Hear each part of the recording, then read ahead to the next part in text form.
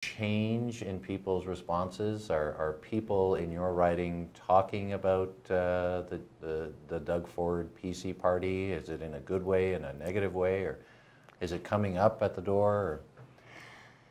So Canadians are very friendly and very polite. So you don't really get a lot of negative knocking at doors, to many people's surprise. To my surprise, because I'm in a Toronto riding and I'm very, very close to where Ford has his strength, his significant strength, as a former candidate for the mayor's race, and in my riding had strong support.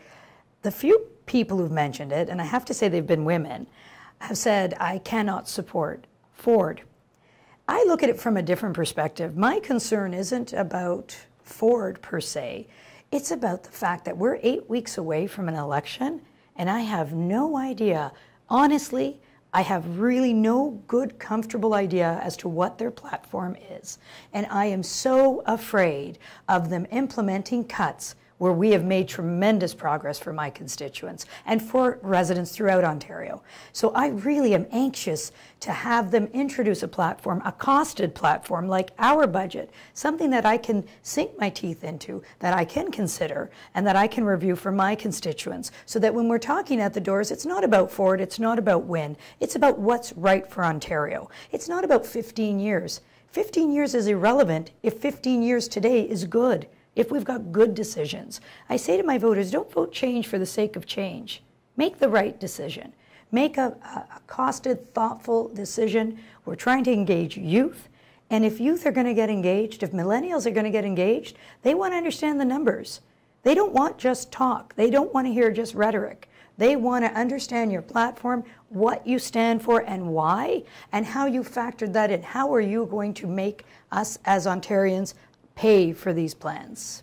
Now, is there a PC candidate nominated in your riding? Yes, there is. Is there an NDP candidate? There is, yes. Okay, so presumably they're out there also canvassing, doing what you're doing. Yes. For their campaigns. Have you become aware of what those two candidates are talking about in the absence of detailed platforms?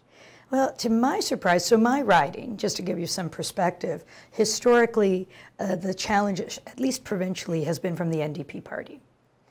And so, that's where I would suspect that I would expect to hear from voters that if they're not undecided that they're voting NDP. I'm really not hearing a lot about the NDP at all. What I am, to my surprise, hearing is a little bit more of the Wynne Ford, Conservative Liberal, and enough's enough. What are their strategies at the door? I can't tell you what the Conservative strategy is. The NDP, I know they were focused a bit on automobile insurance rates.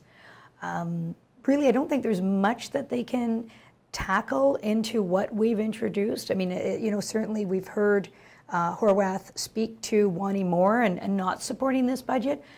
I find that very surprising. I think it's a fantastic budget for the residents of my community. So I can't imagine my NDP candidate having much success attacking the budget that we've introduced.